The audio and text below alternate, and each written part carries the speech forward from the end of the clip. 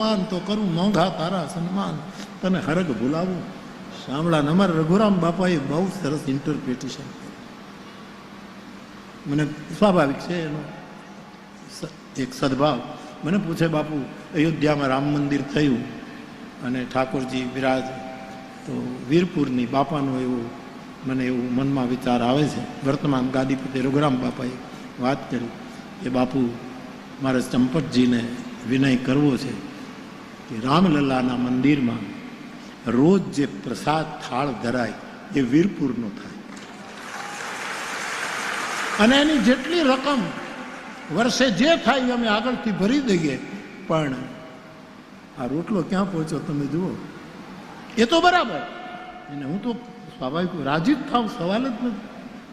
હું તો મને તો કેટલો આનંદ થાય, કોઈક રોટલો ખવડાવવાની વાત કરે એટલે મને બહુ આનંદ. અને હું એવા સંસ્થામાં ગયો છું કે આપણે જઈએ ને તો આપણને ઘણા એવા હોય ને ચીકણા, એવા ચીકણા જે એવા વિચારના માણસ બહુ ચીકણા હોય, એ હાથે હજી પણ દળનું દળે, હજી પણ ઘંટી સાદગીએ મારી નાખે. એ ગંટલાનું પડ એના ગળામાં બાંધવું જોઈએ ત્યાં સુધી હાથે ઘંટી દળે. અમારું બધું અનુભવેલું છે સાહેબ. આપણે ત્યાં જઈએ ને એટલે એમ કે તમે જમવાના, શું કામ આવ્યા છીએ? તને પરણાવવા આવ્યા છીએ? અહીં તારો વર વિવાહનો ખર્ચ ખાવા આવ્યા છીએ? તમે જમવાના? આ બનેલી ઘટના છોકરાઓ કે આપણે કહીએ આ જમવાનું, તો 2 ભાખરી ખાશો કે 3? હવે એ શું કામ? પછી એમ કહે કે તો હું એટલું વધારે દળું. તો આ તમે કલ્પના તો કરો, ક્યાં કાઠિયાવાડનો રોટલો સાહેબ. મીરા નૃત્યથી પામી ગયા, ઓશો ચૈતન્ય એ પણ નૃત્યથી પામી ગયા, નાનક મરદાના છેડ ગાયને પામી ગયા. કોઈ ધ્યાન મારે કહેવું જોઈએ, જલારામ બાપો રોટલાથી પામી ગયો છે.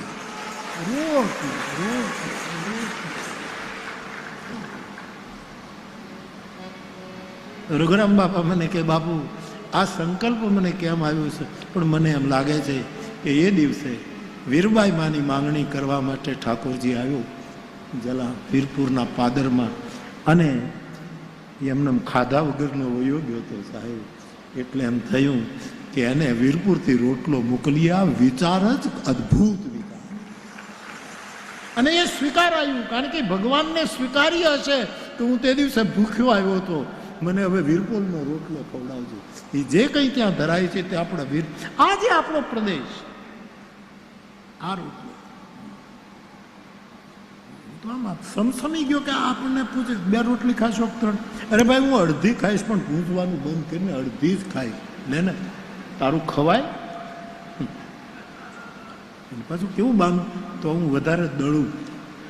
તે દળીને ઢાંકણીમાં ઉધરાવ્યું સાહેબ. તે કાંઈ તું હમડિયાળા ગયો જ નથી, નહીંતર ગંગા સતી તને સમજાવી દે. તો તે કાંઈ હાથમાં લીધું. ત્યારે એવા સમયમાં ભોજન દેશું તમને લાભશે. નરસિંહ મહેતો આ રાસની વાત હું કરતો હતો, ચેતન બેઠો છે એટલે મને યાદ આવ્યું. સૌરાષ્ટ્ર જેવો રાસ ન કરે, સૌરાષ્ટ્ર જેવા છંદો ન કરે. બીજા પ્રદેશમાં ગાય અરે રહેવા દે ને, એ તું રહેવા દે ને ભાઈ, તું રહેવા દે ને. એના માટે ઘાઘુર વડલા જેવો અવાજ હોય, એના માટે એક સ્પેશિયલ જીભ હોય છે, સ્પેશિયલ જીભ. અમુક લોકોને પરમાત્માએ સ્પેશિયલ જીભ આપી.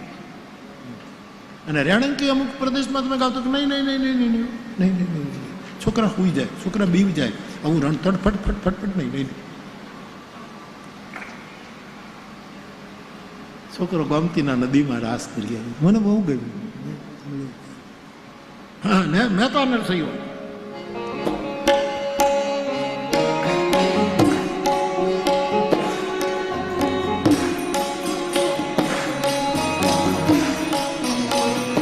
આવેલ આશા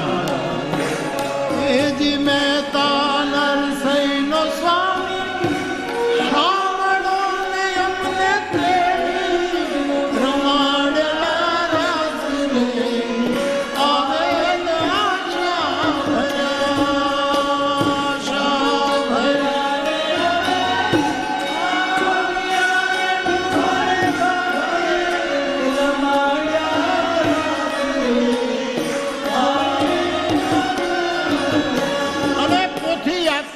જે ખેડૂતને ઘરે પોતાના આંગણામાં જ્યાં સીધો સાદો મંડપ ત્યાં યાત્રા એ દરવાજામાં ગઈને પાછી મોરારદાસ બાપુએ થાપી મારી.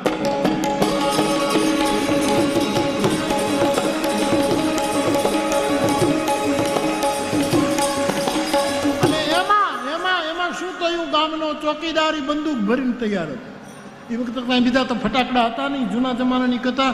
એમાં ઓલો વેવાઈ જે ધોયેલા કપડાં પહેરીને આવેલો, ભરતની થેલીમાં એક ધોયેલી જોડ હતી, એ જે વેવાઈ હતો એ આમ હાલ્યો જાય છે. અને શાસ્ત્રી બાપા તો બળદગાડામાં બેઠા હતા અને મનોરથીના પરિવારના બહેનો દીકરીઓ પોથી લઈને અને ઓલાને એમ થયું કે એકાદો ભડાકો તો કરવું, એટલે વેવાઈની પાસે આવી એના જમણા કાનની બાજુમાં ઓલા એ જે પેલી જૂની બંદૂક નાળચાવાળી હતી એણે જે ચડાવી ચોકમાં અને જે ભડાકો બોલાવ્યો અને તબલજી એક બાજુ તબલા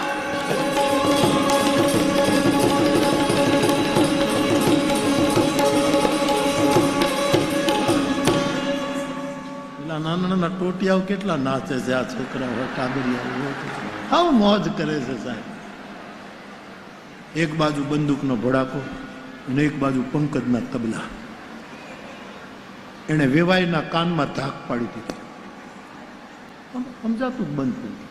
હા, ધાક પડી ગઈ, હા, ઘૂઘો થઈ ગયો, ઘૂઘો.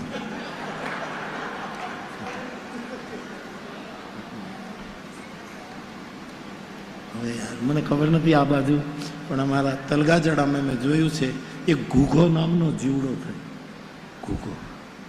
અને એ એવી એટલો કોઈ પાવડર મુલાયમ મેં નથી જોયો. હું નાનો હતો ત્યારે મારો ઊંડો જે હોય અને એમાં એ ઘૂઘા નામનું જીવડું રહે, એની બાજુ દેખાય નહીં, એને એના ઉપર આમ આમ એક જે ટેકરો કર્યો હોય નાનો એવો. અને અમે રમતા ત્યારે બચપણમાં, અને ત્યાં જઈને કહીને ઘૂઘા ઘૂઘા ઘૂઘા તારી માં બોલાવે છે, એટલે એ જીવડું હળવળીને બહાર નીકળે. મને એમ થાય કે આ ઘૂઘા ઘૂઘા બોલીએ અને જો જીવડું બહાર નીકળતું હોય તો રામ રામ બોલીએ તો મારો રામ બહાર ન નીકળતા, હરી હરી બોલતા હરી. અને મેં મારી નજરે આ જરાય અતિશક્તિ નથી થાય ઘૂઘા નામનો. હવે તો બધા કેમિકલ્સ આવી ગયા ને બધું આવ્યું. આવા જે મહત્વના જંતુઓ એ ખતમ થઈ ગયા. આ ક્રાઇસિસ છે, એનો કાંઈ ઉપયોગ ન હોત તો ઈશ્વર બનાવત જ નહીં. ઈશ્વરની સૃષ્ટિમાં અનાવશ્યક કોઈ વસ્તુ બનાવી નથી, બધું જ આવશ્યક છે. ગામડામાં પછી જેને કાંઈ હળ ન પડે એને ઘૂઘો કે, એટલે ઓલાનો કાન આવી ગયો, બે કાન બે કાંઈ સંભળાય જ નહીં. મોરારદાસ બાપુ આટલા તબલા ધમધમાટું એનું બધું બંધ જ થઈ ગયું. બે ત્રણ બીજા અમારા સાધુ હતા, ગટારામ બાપુની બધા એ નખ ઘાઈ ગયા, એટલા ઝાંઝ ઉગાડ્યા એને, આખા નખ ઘસાઈ ગયા સાહેબ, કાળા થઈ ગયા નખ કાળા, એટલા બધા કાંઈ સમજાય. પોથીજીની પધરામણી થઈ છે, વ્યાસપીઠ ઉપર પોથીજી પધાર્યા છે. ભૂદેવ શાસ્ત્રી બાપા વિરાજમાન થયા, પોથી પૂજા થઈ, આરતી વગેરે થઈ ગઈ. અને વેવાઈને તો સામે જ બેસાડવો પડે, મુખ્ય શ્રોતા હોય એમ. અમે ખાંભા ટેકા નાખીને વાહડા બાંધેલા ટેકા માટે, અને વેકરો હતો એના ઉપર બે ત્રણ મેલા ગાદલા નાખેલા, ત્યાં વેવાઈને બેહાડ્યો છે અને સાંભળે છે કથાનું. ગોર બાપો યમ પ્રવ્રજંતમનુપેતમ એત કૃત્યમ નૈપાયનો વિરહકાતર પુત્રે તન્મયતયા તરવો.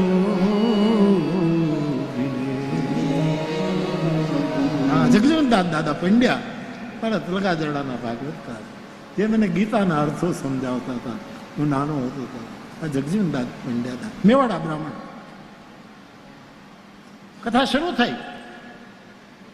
હવે એલા ચોકીદારની બંદૂકના અવાજને લીધે આના કાન આવવા ગયા છે. પરીક્ષિતનો મોક્ષ થઈ ગયો, પણ આના કાનનો મોક્ષ ન થયો.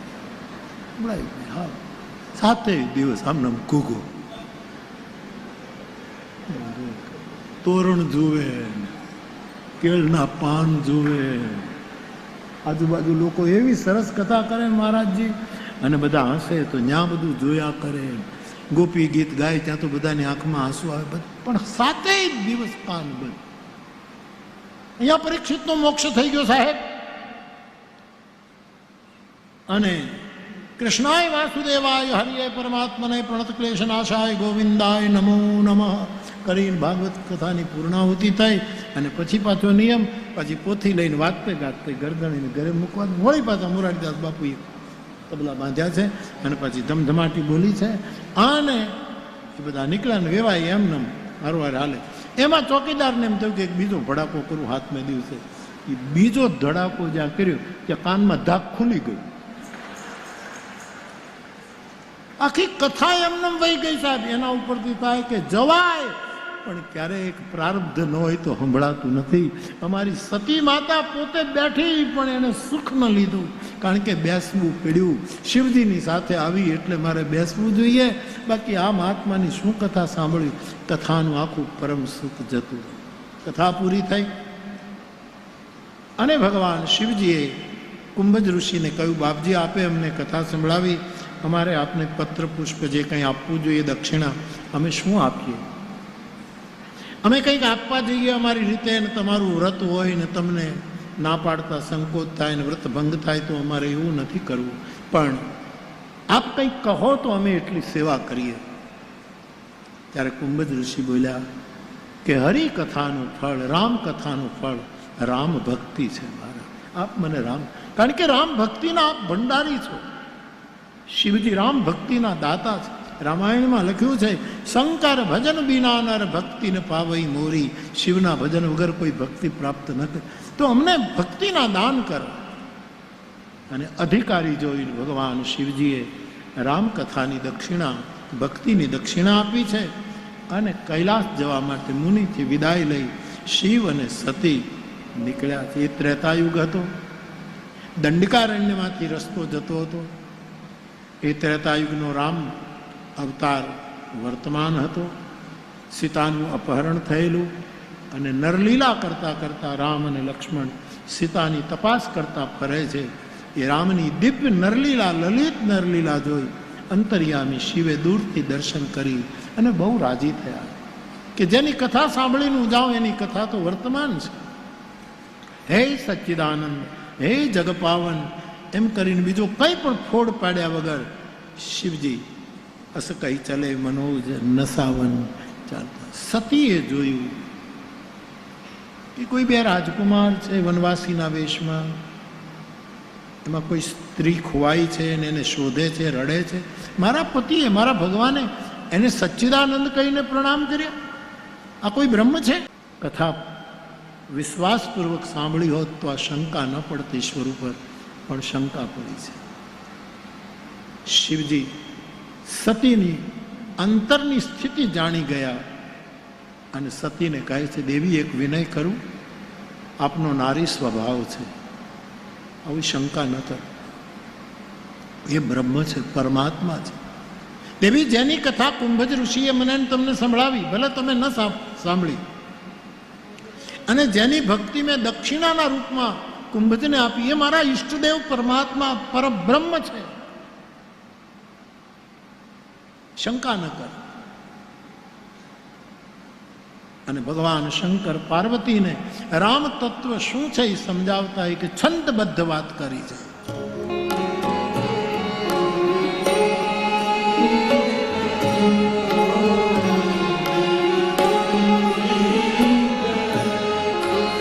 સંતત બીમાર માન જહી ધ્યાન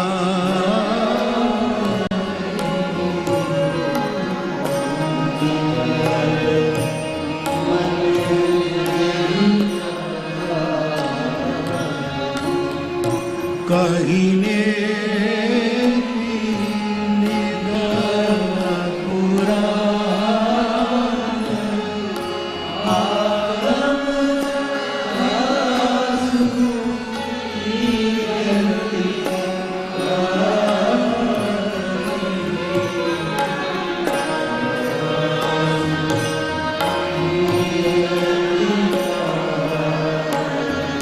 હે સતી, વેદ પુરાણ શાસ્ત્ર જેને નેતિ નેતિ કહીને પુકારે છે, પોતાના મનને સ્થિર અને શુદ્ધ કરીને મોટા મોટા અમલાત્મા મહાત્માઓ એનું ધ્યાન કરે છે. એ જ બ્રહ્મ તત્વ જે લીલા કરે છે. પોતાના ભક્તોના માટે એણે અવતાર લીધો છે. એ પરમ સ્વતંત્ર છે. દેવી શંકા ન કરો, એ ઈશ્વર છે. પરંતુ શિવજીએ ઘણું સમજાવ્યું, લાગ ન ઉરુ ઉપદેશ ન લાગ્યો. વારંવાર શિવજીએ સમજાવ્યું, પણ સતી ન માન્યા. હું આને બ્રહ્મ કેમ કહી શકું? આ તો રડે છે. બ્રહ્મને કોનો વિયોગ? શિવજીએ કહ્યું, દેવી, મારા કહેવાથી આપનો સંશય ન જાય તો એક કામ કરો, આપ જઈને પરીક્ષા કરો. હજી રામ લક્ષ્મણ દૂર નથી ગયા. આપ આપની જાતે પરીક્ષા કરો કે એ બ્રહ્મ છે કે સામાન્ય છે. આપ નક્કી કરો. અને સતી રામની પરીક્ષા કરવા માટે તૈયાર થયા. કારણ કે જે બુદ્ધિ પ્રધાન માણસ હોય ને, એ પ્રતીક્ષા ન કરે, રાહ ન જુએ, એને પરીક્ષા જ કરવી હોય કે આ કેટલા માપમાં છે. દક્ષ કન્યા રાજી થઈ ગયા કે ના, હું પરીક્ષા કરું, તમે કહોનું હું માનું નહીં. મેં ગઈકાલે કહ્યું, ગુરુના વચનમાં જેને ભરોસો, જેને હું બુદ્ધિમાન છું એવો અહંકાર હોય, અને પછી ફસાય ત્યારે ગુરુની પાસે પાછું ખોટું બોલે, એની શું ગતિ થાય? એને બળવું જ પડે, એનો નાશ જ થાય. સંશય આત્મા વિનશ્યતે. સતી પરીક્ષા કરવા માટે જાય છે. શિવજી વિચાર કરે છે કે સતીનો વિધિ વિપરીત થયો છે. ખેર, વિશ્વાસ તો આમ જ નિર્ણય કરે ને. વિશ્વાસ બીજું વિચારી જ નથી. એ શું નિર્ણય કરે? હોય અહીં સોઈ જો રામ રચી રાખા. જે રામે વિચાર્યું હશે એ જ. મારે શું કામ તર્ક વિતર્ક? મારા પ્રમાણિક પ્રયાસો મેં કરી લીધા, પણ સતી ન માન્યા તો રામની ઈચ્છા. આટલું કરીને શિવજી ત્યાં બેસી હરિનામનું સ્મરણ કરવા લાગ્યા છે. અને સતી ભગવાન રામની પરીક્ષા કરવા માટે જાય છે. આજની કથાને હું અહીંયા વિરામ આપું છું. કાલે શિવચરિત્રને આપણે આગળ લઈ જઈશું. આજની કથાને વિરામ આપું એના પહેલા ભરોસો દૃઢ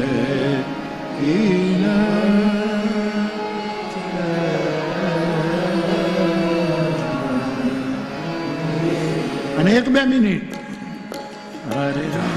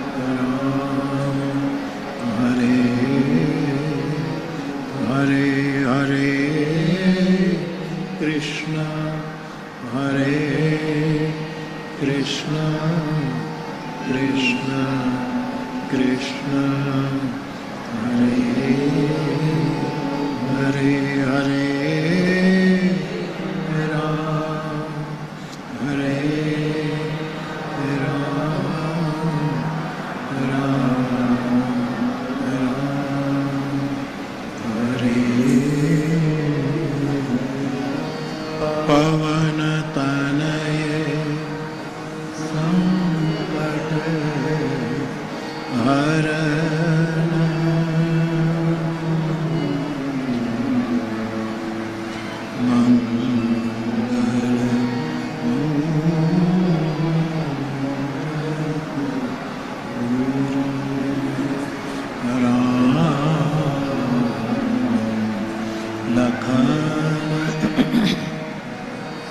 સીતા સહિત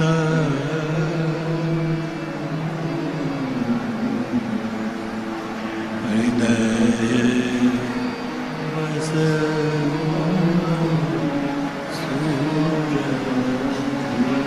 બોલીએ હનુમાનજી મહારાજ પ્રિય. ચોથા દિવસની રામકથા અહીં વિરામ લે છે. આપ સૌને મારા પ્રણામ. જય સિયારામ. આવતીકાલ સવારે 10 વાગે ફરી રામકથાનો સંવાદ આપણે આગળ લઈ જઈશું. ભાવથી બોલો. રામચંદ્ર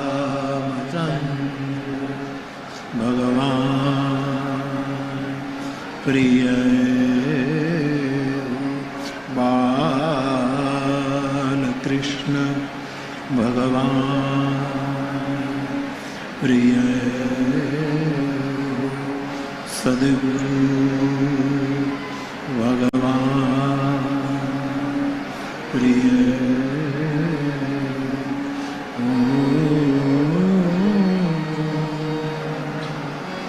નમઃ પાર્વતી